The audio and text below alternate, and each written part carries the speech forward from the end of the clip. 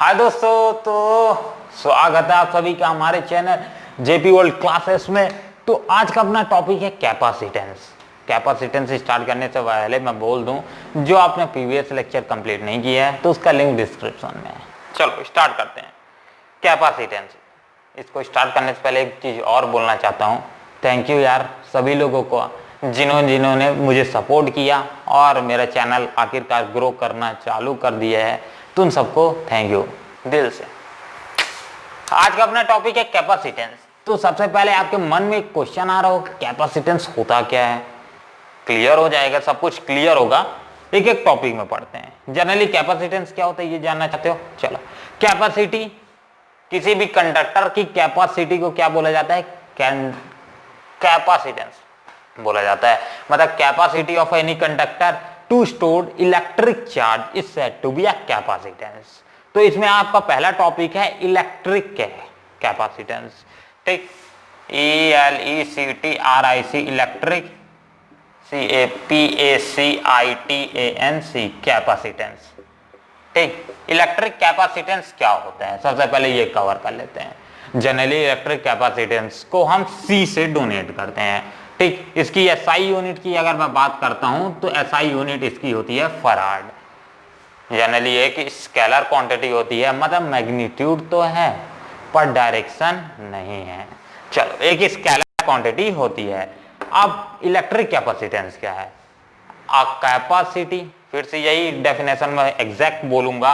A capacity CAPACITY capacity of CONDUCT of conductor to store charge is said to be a electric capacitance। उसी को हम क्या बोलते हैं? इलेक्ट्रिक कैपेसिटेंस बोलते हैं। मतलब कितना मैक्सिमम अमाउंट ऑफ चार्ज को वो स्टोर कर सकता है, उसे हम क्या बोलेंगे? Electric capacitance. हर एक मेटल्स का अपना अलग अलग कैपेसिटेंस होता है। मतलब हर एक मेटल का अपना अलग अलग स्टोरिंग कैपेसिटी होती है चार्ज की। क्लियर है? चलो, अब यहां इसको थोड़ा जितना लिखना है लिख लो, थोड़ा बहुत तो है लिख लो, फिर आगे बढ़ते हैं। ठीक, अब एक पॉइंट और सुनो। अगर मेरे पास कुछ अमाउंट ऑफ चार्ज है, मैं कुछ अमाउंट ऑफ चार्ज, एक कंडक्टर है मेरे पास, मान लो ये मार्कर ही मान लो, बेस्ट है। ये मान लो कि एक मेटल का कंडक्टर है, आयरन Fe का। अब इसमें मैं क्या कर रहा हूं? थोड़ा अमाउंट ऑफ चार्ज मैं सप्लाई कर रहा हूं। थोड़ा अमाउंट ऑफ चार्ज सप्लाई करने के कारण इसका पोटेंशियल डिफरेंस कुछ अमाउंट ऑफ बढ़ेगा। मान लो मैं dq अमाउंट ऑफ चार्ज इसमें सप्लाई कर रहा हूं, तो इसमें dV अमाउंट ऑफ पोटेंशियल तो जनरेट ही होगा। मतलब थोड़ा सा तो पोटेंशियल जनरेट होगा। ये मतलब वेरिएशन है पोटेंशियल में, इनिशियल एंड फाइनल पोटेंशियल में कुछ अमाउंट ऑफ ही आया हो बट आया है। ठीक, तो उसी इक्वेशन के हिसाब से मैं क्या लिख सकता हूं? दैट अगर मैं Q थोड़ा अमाउंट ऑफ Q सप्लाई करता हूं तो मेरा पोटेंशियल भी तो इंक्रीज कर सकता है। तो मतलब मैं इसे डायरेक्टली प्रोपोर्शनल लिख सकता हूं, that Q is directly proportional to V। Exactly सही है। चलो, और equals to Q is equals to C into V लिख सकता हूं। और C क्या है? हाँ, हमारा इलेक्ट्रिक कैपेसिटेंस। ठीक, ये कांस्टेंट है। C जनरली क्या है? कांस्टेंट। कौन सा कांस्टेंट है? Electric capacitance. Electric capacitance. ठीक, इलेक्ट्रिक कैपेसिटेंस। अब ये कैसे लिख दिया भैया अपने से? फॉर्मूला नहीं लिखा हूं, आप इसे चाहो तो ओम्स लॉ से भी वेरीफाई कर सकते हो। इसकी यही खासियत है कि एक इक्वेशन यहां से पकड़ो, दूसरा इक्वेशन वहां से पकड़ो, दोनों का प्रूफ कर सकते हो, क्योंकि यहां आपको जनरल सब चीज का प्रूफ मिल जाएगा। ठीक, फिजिक्स की यही तो खासियत है भाई। मेरा क्या है? ओम्स लॉ के हिसाब से V is equal to IR लिख सकता हूं, और I इज इक्वल टू क्या होता है? Q बाय T तो होता ही है। I is equal to Q by T। तो जनरली मैं यहां अपना I is equal to Q by T, मतलब एग्जैक्टली मैं क्या लिख सकता हूं? V is equals to I की जगह Q by T into R लिख सकता हूं। ये इक्वेशन लिख सकता हूं। चलो, अब इस इक्वेशन में आपको कुछ चीजें दिख रही हैं जो कि कांस्टेंट है। रेजिस्टेंस किसी भी कंडक्टर का क्या है, कांस्टेंट। पिछले जब हम ओम्स लॉ वेरीफाई कर रहे थे पहले चैप्टर, सॉरी थर्ड चैप्टर में, आगे जाके वेरीफाई करेंगे, तो वहां रेजिस्टेंस जनरली क्या रहेगा, हर एक मेटल्स का कांस्टेंट रहेगा। ठीक, टाइम मान लो 10 सेकंड है, तो 10 सेकंड ही है, वो नीचे ऊपर नीचे तो नहीं होगा, नहीं, ये भी कांस्टेंट है। बचा क्या, Q। तो मैं क्या लिख सकता हूं, इस इक्वेशन से भी लिख सकता हूं V is directly proportional to Q, क्योंकि ये दोनों तो कांस्टेंट की तरह हैं। तो आपका इक्वेशन क्या आया, ये इक्वेशन और ये इक्वेशन तो सेम ही आया ना। चलो मिला प्रूफ। तो अपन फिजिक्स की यही कहते थे कि इधर से उधर से उठा के कुछ भी चीज आप प्रूव कर सकते हो, ठीक, क्योंकि यहां सब कुछ रिलेटेड है। चलो तो यहां तक ये सब, इसको लिख लो, फिर आगे बढ़ते हैं। ठीक है, रब कर दूं, यह वाला इक्वेशन सबसे है, क्योंकि यही इक्वेशन अपने को यूज करना है। तो कैपेसिटेंस का यहीं से क्या आ जाएगा equation, C is equals to, मैं लिख सकता हूं Q बाय V, और इस इक्वेशन को आप अलग से ब्रैकेट में बना के लिख लो, क्योंकि यही आ जाएगा आपका इलेक्ट्रिक कैपेसिटेंस की फॉर्मूला, इलेक्ट्रिक कैपेसिटेंस का फॉर्मूला। ठीक है, लिख लो, लिख लिया, रब कर दूं। चलो अब यहां पास से एक और चीज, एक ग्राफ है इससे रिलेटेड, इसी इक्वेशन से रिलेटेड एक ग्राफ है। ठीक, रब कर दे रहा हूं, बोर तो नहीं लग रहा है, आई डोंट थिंक सो। ठीक है, इससे पहले मैं बता दूं, आप केमिस्ट्री के भी यहाँ लेक्चर्स अटेंड कर सकते हो। केमिस्ट्री भी अपन पढ़ते हैं, यहाँ पढ़ाते हैं, मतलब पढ़ते हैं पढ़ाते हैं आपके साथ ही आगे बढ़ते हैं। ठीक, अगर आपने अभी तक वेबसाइट को नहीं चेक की है तो आप लिंक में डिस्क्रिप्शन में जाके हमारे वेबसाइट को भी चेक कर सकते हो। PDF का लिंक डिस्क्रिप्शन में ही मिल जाएगा, इसलिए कोई टेंशन इच नहीं है। ठीक, वहां से जाइए और PDF में देखिए, सारा नोट्स मिल जाएगा। स्टैंडर्ड नोट्स है 1 नंबर, और पासवर्ड देना पड़ेगा PDF को खोलने के लिए, JP वर्ल्ड। ठीक है, मिस यूज किसी चीज का नहीं होना चाहिए। चलो आगे बढ़ते हैं, एक अपने को ग्राफ बना लेते हैं V वर्सेस R का, V वर्सेस Q का बना लेते हैं, क्योंकि V वर्सेस Q भी अपन यहाँ लेके चल रहे हैं, that Q is directly proportional to V। ठीक, तो यहाँ पर से मैं क्या लिख सकता हूँ, V वर्सेस Q का अगर मेरा ग्राफ बनता है तो ये, हाँ मैं V अगर ले लेता हूँ और इधर साइड Q ले लेता हूँ, तो मेरा ग्राफ क्या मिल जाएगा, इस तरह से मिल जाएगा। सिंपल ग्राफ है, 2 मिनट में ड्रॉ कर लो, हो गया। चलो आगे बढ़ते हैं, ये तो अपने को यहां तक कंप्लीट हो गया। अब आगे क्या देखना है, फर्स्ट ऑफ ऑल यहां पास से आगे का एक नया टॉपिक स्टार्ट करेंगे, कैपेसिटर। आपके घर पे अप्लायंसेस में, काफी सारे अप्लायंसेस में आपने कैपेसिटर का यूज करते हुए देखा होगा। आपने फैंस में देखा होगा ज्यादातर कि भैया फैन का कैपेसिटर खराब हो गया है, जाके ले आया। ठीक, तो कैपेसिटर, यहां तो हमने समझा कैपेसिटर काम क्या करता है। काम क्या करता है, ये चार्जेस को स्टोर करने में मदद करता है, और फर्दर यही चार्जेस को वो क्या करता है, जैसे ही एक एक्शन होता है, इलेक्ट्रिसिटी चालू होती है, मतलब इलेक्ट्रिक फील्ड अप्लाइड किया जाता है, तो तुरंत ही इलेक्ट्रिसिटी को, यानी जो चार्ज को स्टोर किया है, वो तुरंत फॉरवर्ड कर देता है। तो इसके कारण आपका फैन तुरंत ही रिस्पॉन्ड करता है, आपके बटन मारते ही तुरंत रिस्पॉन्ड करता है। अगर उसमें कैपेसिटर इस्तेमाल नहीं होगा तो थोड़ा देर बाद रिस्पॉन्स करेगा। तो यही खासियत है भैया कि ये इंस्टेंट रिस्पॉन्स करने में मदद करता है। ठीक है, चलो ये टॉपिक हो गया। अब इसमें कुछ यूनिट्स हैं जिनको समझ लेते हैं। यूनिट्स जैसे कि आपके कई एग्जाम्स में आ सकते हैं, आपको तो ये सारे फर्स्ट चैप्टर पे पढ़ ही चुके हैं, फिर भी एक बार रिवाइज कर लेते हैं। मान लेते हैं हमारे पास 1 मिली फैराड दे दिया गया, तो इसकी यूनिट क्या आ जाएगी, 10⁻³ फैराड लिख सकता हूं। 1 माइक्रो फैराड आ गया, 1 माइक्रो फैराड, तो इसकी जगह क्या लिख सकते हो, 10⁻⁻6 फैराड। 1 नैनो फैराड, तो इसकी जगह क्या लिख सकते हो, 10⁻⁻9 फैराड। और एक आखिरी है 1 पिको फैराड, मतलब 10⁻⁻12 फैराड। ठीक, कई बार माइक्रो, जो हमारा माइक्रो फैराड है, इसको इस तरह से लिख देता है, माइक्रो फैराड को पिको फैराड में कन्वर्ट करने के लिए एग्जाम में आपके इस तरह से 2 microfarad is equals to क्या हो जाएगा आपका 10⁻⁻12 लिखेंगे फराड, ठीक, क्योंकि ये माइक्रो एक पीको की तरह वर्क करेगा। ठीक है, क्लियर है। चलो इसी तरह इसे मिली का भी इसी तरह से लिख सकता है, तो आप ध्यान रखिएगा। एक चीज और बता देता हूं, ये वैसे वैलिड नहीं है, फिर भी ध्यान रख के चलो कि एक एमेस्ट्रॉन होता है, एमेस्ट्रॉन जिसे ए नॉट से डोनेट किया जाता है, इसकी वैल्यू 10⁻⁻10 होता है। ठीक, कहीं एग्जाम में आ गया, मान लो, वैसे तो ये होता नहीं है इस तरह से, 1 एमेस्ट्रॉन फराड लिखा रहा तो आप लिख देना 10⁻10 फराड।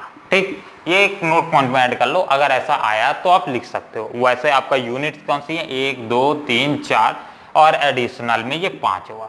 ठीक है, चलो ये इतना तक लिख लो, इसके बाद आगे बढ़ते हैं।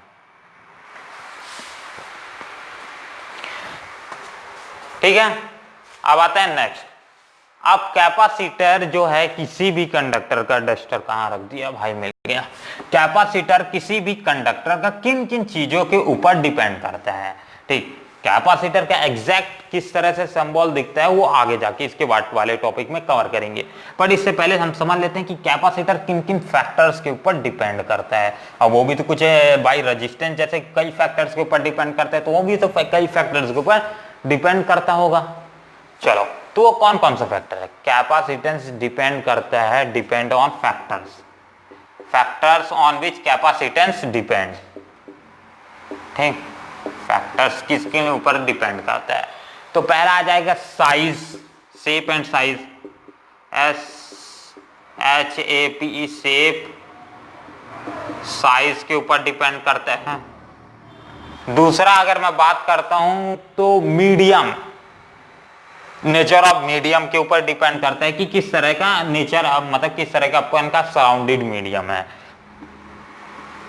Nature of MEDIUM medium used, किस तरह का मीडियम इस्तेमाल किया गया है, ठीक, उस कंडक्टर को रखने के लिए।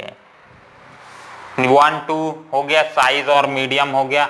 अब तीसरा, कई लोग बोलते हैं कि ये नेचर ऑफ मटेरियल, कई लोग बोलते नहीं है, कई लोग सोचते हैं। ठीक, सोचना और बोलने में बहुत फर्क है। ठीक, तो ये बिल्कुल ही गलत है कि ये नेचर ऑफ मटेरियल के ऊपर डिपेंड करता ही नहीं है। तो ये वाला पॉइंट और दूसरा जो अभी लिख रहा हूं उसको एक सेम मत समझ लेना। ठीक, इसलिए ये डज नॉट डिपेंड्स अपॉन लिख देता हूं, it does not depends on nature of material, nature of material.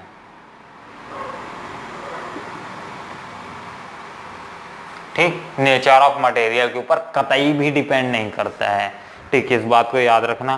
तो किन किन फैक्टर्स के ऊपर डिपेंड करता है, शेप एंड साइज के ऊपर डिपेंड करता है, नेचर ऑफ मीडियम के ऊपर डिपेंड करता है कि किस तरह से जो अपना नेचर है, मतलब जो हमारा सराउंडिंग है। मान लो ये मेरा एक कैपेसिटी, एक कंडक्टर है, अब ये कंडक्टर को मैं कौन से मीडियम में रखा हूं, एयर पे रखा हूं, वाटर पे रखा हूं, लिक्विड पे रखा हूं, गैसोलीन पे रखा हूं, वो बहुत सारे में, ठीक है, तो उसके ऊपर भी डिपेंड करता है। बट ये मटेरियल, कौन सा मटेरियल का ये बना हुआ है, उसके ऊपर कतई भी डिपेंड नहीं करता। ठीक,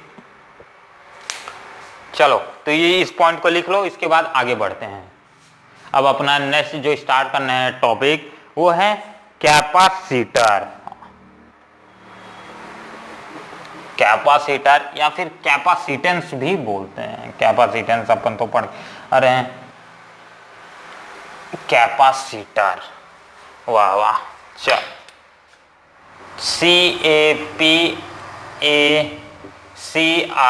CAPACITOR, कैपेसिटर। कैपेसिटर क्या होता है, अभी हमने इलेक्ट्रिक कैपेसिटेंस पढ़ा था, उसी से रिलेटेड है कैपेसिटेंस। ठीक, उसी का एप्लीकेशन वे में जो हम मीडियम मटेरियल यूज बनाते हैं उसे कैपेसिटर बोला जाता है। तो जनरली ये क्या होते हैं, दीज आर दी मटेरियल और दीज आर दी मटेरियल्स, और सिंपल बोल सकते हैं एक टाइप के सब्सटेंस। ठीक, so these are the material or substance which are separated by two plates, two conducting plates, दो conducting plates से सेपरेटेड रहता है, मतलब इसका स्ट्रक्चर किस तरह से दिखता है, इस तरह से दिखता है इसका स्ट्रक्चर। दो कंडक्टिंग प्लेट्स इसमें प्रेजेंट रहता है इस तरह से, ठीक। दो कंडक्टिंग प्लेट से डिफरेंस रहता है, मतलब इन दोनों, ये दोनों सेपरेटेड रहते हैं, separated by a certain distance, कुछ सर्टेन डिस्टेंस ही सेपरेट रहता है। और वो किससे भरा रहता है, वो can be A free space, हो सकता है फ्री स्पेस हो सकता है कोई मीडियम हो, MEDIUM मीडियम हो, और हो सकता है और कुछ भी मीडियम हो सकता है, जैसे कि वैक्यूम हो गया और मीका हो गया, डाई इलेक्ट्रिक हो गया, इंसुलेटर हो गया, तो कुछ भी इस्तेमाल कर सकते हो। फ्री स्पेस भी हो सकता है, यानी वैक्यूम टाइप का कुछ, ठीक। तो इस पूरे सेटअप को क्या बोला जाता है, कैपेसिटर बोला जाता है, ठीक। तो कैपेसिटर्स क्या होते हैं, capacitors consist of two conducting bodies separated by a non-conducting medium such that it can store a large amount of electric charge in between these two conducting plates। ये दो कंडक्टिंग प्लेट्स के बीच में ये large amount of charge को क्या कर सके, store कर सके, ठीक। और फर्दर ये किस तरह से पोटेंशियल से क्या रहता है, कनेक्टेड रहता है, ठीक। तो ये बैटरी हो गया, ये बैटरी से क्या जाएगा, पोटेंशियल जनरेट हो जाएगा, और ये पोटेंशियल क्या ट्रांसफर होगा, और ये एनर्जी यहाँ स्टोर रहेगा, ठीक। कई चीजें हम बाद में देखेंगे और इसी के थोड़ा देर बाद देखेंगे, ध्यान से रहो कि ये किस तरह से वर्क करता है, वो भी अपन को आगे देखना है, ठीक है। तो कैपेसिटर्स दो टाइप के होते हैं, एक होता है हमारा फिक्स्ड कैपेसिटर और दूसरा होता है हमारा वेरिएबल कैपेसिटर, ठीक। सिंबल जनरली कैपेसिटर का ये होता है जो मैंने यहाँ बनाया है, ये इसको हटा दो। कैपेसिटर का जनरली स्ट्रक्चर कौन सा होता है, ये स्ट्रक्चर होता है, ठीक। और इसमें एक चीज और, ये होता है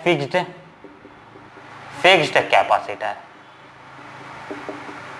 और एक होता है वेरिएबल कैपेसिटर, वेरिएबल कैपेसिटर। उसका स्ट्रक्चर किस तरह से होता है, TOR। वेरिएबल कैपेसिटर, उसका स्ट्रक्चर सेम टू सेम, या इसमें बना देता हूं, ये इस तरह से होता है, बट इसमें इस तरह से स्ट्रक्चर लगा रहता है, ठीक है। वेरिएबल का ये स्ट्रक्चर होता है, मतलब उसके ऊपर एक लाइनिंग यही रहती है जो कि डोनेट करती है कि सर्टेन टाइम पे चेंज होते रहेगा, बट ये फिक्स्ड है, ये वेरिएबल है, ठीक है। इस चीज को नोट कर लो, फिर आगे बढ़ते हैं। वीडियो कितना टाइम, अभी 17 हुआ है, चलो आगे जल्दी जल्दी हो जाएगा इसमें। अब इसका पर्पस क्या है भैया, कैपेसिटर का पर्पस क्या है कि क्यों इस्तेमाल किया जाता है। मैंने पहले ही बताया था थोड़ी देर पहले कि ये कैपेसिटर क्या करते हैं, एनर्जी को स्टोर करते हैं, एनर्जी को एज एनर्जी, इलेक्ट्रिकल एनर्जी को ये स्टोर करते हैं इस सर्टेन स्पेस में। तो फर्दर जब हम एक इलेक्ट्रिक फील्ड अप्लाई करेंगे या फिर इलेक्ट्रिक फोर्स प्रोवाइड करेंगे तो ये चार्ज को ट्रांसफर भी कर देते हैं। तो एक सर्टेन अमाउंट में हम क्या कर सकते हैं, एक सर्टेन लिमिट ऑफ टाइम में, मतलब बहुत डिफरेंशियल अमाउंट ऑफ टाइम में हम large amount of electric charges को ट्रांसफर कर सकते हैं। मतलब electric charges can be transfer in a certain, sorry English नहीं आता तो काय ट्राई करता है जेपी, सीख रहा हूँ, चल हो जाएगा। तो कुछ सडन अमाउंट ऑफ टाइम में क्या होता है कि सडन अमाउंट ऑफ टाइम में हम बहुत ज्यादा large amount of electric charges को सप्लाई कर सकते हैं, ठीक। क्योंकि हमें जो फैंस रहते हैं, टीवीज रहते हैं, कंप्यूटर्स रहता है, और डिफरेंट जो घर के ज्यादातर अप्लायंसेस है उसका इंस्टेंट रिस्पॉन्स ही है। बल्ब भी है, बल्ब का भी इंस्टेंट, भैया बटन मारे, अब मार के चल दिए, अब ऐसा तो नहीं चाहिए ना अपने को कि अभी मारे बटन और आधा घंटा बाद चालू हो, हमें तो तुरंत चाहिए भैया, बटन मारे तुरंत बल्ब चालू होना चाहिए। तो उस तरह क्या इस्तेमाल किया जाता है, कैपेसिटर इस्तेमाल किया जाता है, ठीक। कैपेसिटर इस्तेमाल करने के क्या होता है, ये लार्ज अमाउंट ऑफ चार्जेस को यहाँ स्टोर करके रखते हैं। जैसे ही हम बटन मारते हैं फट से इलेक्ट्रिक फील्ड अप्लाइड होता है और ये चार्जेस को क्या कर देते हैं, तुरंत ट्रांसफर कर देते हैं और बल्ब तुरंत ही ग्लो कर देता है। बट अगर ये कैपेसिटर को इस्तेमाल नहीं करेंगे तो चार्ज तो थोड़ा सा ट्रांसफर होने में टाइम लगेगा और इंस्टेंट रिस्पॉन्स अपन को नहीं मिलेगा, ठीक। आपके जो मोबाइल का फ्लैश लाइट होता है ना, स्मार्टफोन्स का फ्लैश लाइट, वहां भी ये इस्तेमाल होता है, आपके फोन्स में भी इस्तेमाल होता है। पावर ऑफ है, तुरंत आपने बटन दबाया, पावर ऑन हो गया, तो आप स्क्रीन में जो लाइट चली उसको लाने के लिए तो भैया तुरंत रिस्पॉन्स दिया आपका मोबाइल। फ्लैश लाइट जैसे ही आपने कैमरा चालू किया, फ्लैश लाइट में टच किया, तुरंत फ्लैश लाइट चालू हो जाती तुरंत। तो कैपेसिटर्स में ये सारी चीजें क्या होती है, एनर्जी से स्टोर रहती हैं और फर्दर ये इस्तेमाल की जाती है। तो आजकल हर एक अप्लायंसेस में कैपेसिटर का इस्तेमाल है। तो भैया बिना कैपेसिटर से कोई भी चीज नहीं बनाई जाती है। अब भैया मैं वैसे नहीं बोल रहा हूँ कि नॉन इलेक्ट्रिक चीजें, इलेक्ट्रिक चीजें की बात कर रहा हूँ, ठीक। वेरिएबल, फिक्स्ड, समझ आ गया। चलो अब 2 पॉइंट नोट पॉइंट्स, यूजेस तो डिफरेंट डिफरेंट मैंने बता ही दिया। कार्स में भी इस्तेमाल किया जाता है, इलेक्ट्रिक अप्लायंसेस में भी इस्तेमाल किया जाता है, फैंस में इस्तेमाल किया जाता है, व्हीकल्स में इस्तेमाल किया जाता है, टीवीज में इस्तेमाल किया जाता है, कंप्यूटर में इस्तेमाल किया जाता है। छोड़ो, चलो बहुत सारा हो गया। अब 2 नोट पॉइंट कर बना लो जिसमें काफी बच्चे लोग, काफी मेरे जैसे लोग गलती करते हैं, मैं भी गलती करता था, ठीक। तो उस पॉइंट, नोट पॉइंट को बना लेना और उसको अगर होगा आपके पास रेड मार्कर तो उसको क्या कर देना, अंडरलाइन कर देना, ठीक। अब इसी में ज्यादातर लोग गलती करते हैं, तो आपकी स्क्रीन पे भी दिख रहा होगा वो दोनों पॉइंट। चलो स्टार्ट करते हैं। पहला पॉइंट, पहला नोट पॉइंट, जो यहां हम V कंसीडर करके चलते हैं, V मतलब इस सबको रब कर दूं तो ज्यादा अच्छा रहेगा मेरे हिसाब से, ठीक। ठीक है, चलो एक नंबर। जो यहां हम V कंसीडर करके चलते हैं, that V is equals to, sorry V is equals to, C is equals to क्या होता है, Q बाय V, ठीक। यहां जो V है, ठीक, इस V के बारे में बता रहा हूं। तो पहला नोट पॉइंट लिख लो, दैट जो यहां हम V यूज करते हैं तो कई लोग इसे समझ लेते हैं पोटेंशियल, पर मैं बता दूं ये V क्या है, इलेक्ट्रिक पोटेंशियल डिफरेंस है दो प्लेट के बीच का, electric potential difference between 2 conducting plate के बीच का है, ठीक। तो ये पहला क्या है, पोटेंशियल के बारे में, कि कई लोग समझना मत कि वो पोटेंशियल सिर्फ पोटेंशियल, अगर पोटेंशियल बोल दिए तो गलत। Electric potential difference, potential difference है वो, किसका है, पोटेंशियल डिफरेंस है 2 कंडक्टिंग प्लेट्स का। तो V को समझने की गलती मत करना, पहला पॉइंट। दूसरा पॉइंट इंपॉर्टेंट है। अब कई मान लो एक आपसे क्वेश्चन पूछता हूं, ठीक, जो हमारा नेट चार्ज है एक कैपेसिटर का कितना दिया होगा, ठीक। एक आपको क्वेश्चन देता हूं, ठीक है, सिंपल सा है। ये मान लेता हूं, ये इसमें मेरा 5 माइक्रो फराड इसमें चार्ज प्रेजेंट है, ठीक। तो मैं आपसे पूछा कि इसका नेट चार्ज कितना है कैपेसिटर का, A B। चलो A B मैं ऑप्शन नहीं दे रहा हूं, कई लोग बोल दिए, सोच लिया। चलो अब कितने लोगों ने बोला कि इसका नेट चार्ज 5 माइक्रो फराड है, net charge of capacitor, net charge कितना है, 5 माइक्रो फराड। हो गया, बहुत लोग ने बोला। कई लोगों ने बोला इसका नहीं है, तो क्या है, 5 माइक्रो फैराड नहीं है, कई लोगों ने बोला नहीं है, तो क्या है, कई लोगों ने बोला 0, भैया 0। चलो सारे चीजों को एक 1 बाय 1 समझते हैं, कई लोगों ने क्या बोला उससे अपने को लेने देने नहीं। अब पहला, इसका 5 माइक्रो फैराड, तो पहली बात नेट चार्ज है ही नहीं कैपेसिटर का। क्यों नहीं है, क्यों नहीं है, इसका चार्ज तो 0 है, मैं नेट चार्ज क्या बोल रहा हूँ 0 है। अब भैया क्यों है, कई लोग लड़ने लगे हुए मेरे से, कमेंट में 2-3 कमेंट फेंक के मार दोगे मेरे को। कई लोग बोलोगे क्यों नहीं है भाई, 5 तो आपने लिखा जी, इसका चार्ज मैंने लिखा 5 माइक्रो फैराड चार्ज है, बट बिल्कुल गलत है, ठीक। इसका अगर मैं नेट चार्ज बोलूंगा तो 0 आएगा, ठीक। क्यों, अब ऐसा क्यों, बार बार एक ही बात को घुमा रहा हूं, पागल हूं क्या। चल, नेट चार्ज इसका 0 है, ऐसा क्यों, जनरली ये जो माइक्रो फराड दिया गया है ये एक मैग्नीट्यूड का चार्ज, मतलब एक प्लेट का चार्ज को हम कंसीडर करके बोल रहे हैं, आइदर मैग्नीट्यूड को हम कंसीडर करके बताते हैं कि एक कैपेसिटर का कितना चार्ज है, 5 माइक्रो फराड है या 10 माइक्रो फराड है। ये अगर मेरे पास कैपेसिटर है इस तरह का, तो इसमें इक्वल एंड अपोजिट चार्जेस भी तो प्रेजेंट होंगे, इधर side positive positive positive positive positive इस प्लेट में, और इधर side negative negative negative negative negative negative negative negative present होगा। तो इसमें कितना होगा, पॉजिटिव 5 माइक्रोफैराड, और इसके साथ क्यों ना इंसाफी करें, इसमें भी तो नेगेटिव 5 माइक्रोफैराड प्रेजेंट होगा, नेगेटिव और इधर साइड पॉजिटिव, पॉजिटिव नेगेटिव मिला के कितना हो गया नेट। मैंने पूछा नेट तो यहाँ 0 हो गया ना, यहाँ आइदर मैग्नीट्यूड को कंसिडर करते हैं, ठीक। एमसीक्यू में आके एग्जाम में आ गया अगर, तो आप गलती मत करना, ठीक।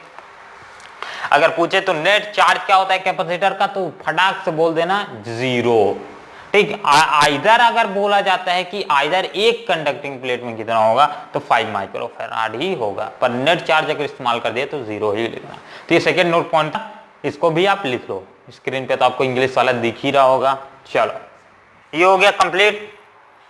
वीडियो ज्यादा लंबा तो नहीं है, नहीं। चलो एक बार चेक कर लेता हूं, 25 हो गया। चलो ये वीडियो फिर यहीं कंप्लीट करते हैं और मिलते हैं अगले वीडियो पे, जहां कुछ और टॉपिक्स को जब अपने को कवर करना है। तो इस वीडियो के लिए थैंक्स फॉर वॉचिंग, अगले वीडियो पे मिलते हैं। और हाँ, अभी तक आपने हमारे वेबसाइट पे नहीं गए तो वेबसाइट जरूर चेक कीजिए, वहां आपको नोट्स मिल जाएंगे। जनरली सेकंड आपको वो क्या फायदा है, वीडियो सारे के सारे देख सकते हो, ठीक। सेकंड आप मेरे चैनल की तरह वहां भी मेरे सारे अपडेट्स देख सकते हो, सोशल मीडिया को वहां देख सकते हो, मेरे पोस्ट्स को भी देख सकते हो, ठीक। और अपनी राय भी मुझे ईमेल में भेज सकते हो, ठीक। अगर आपको कुछ डाउट आए तो आप मुझे फर्दर इसी कमेंट बॉक्स में कमेंट कर सकते हो, या फिर आप मेरे वेबसाइट पे भी जाके कमेंट कर सकते हो। और डिस्क्रिप्शन में लिंक में तो आपको मिल ही जाएगा PDF। तो इस वीडियो के लिए थैंक्स फॉर वॉचिंग और मिलते हैं अगले वीडियो पे।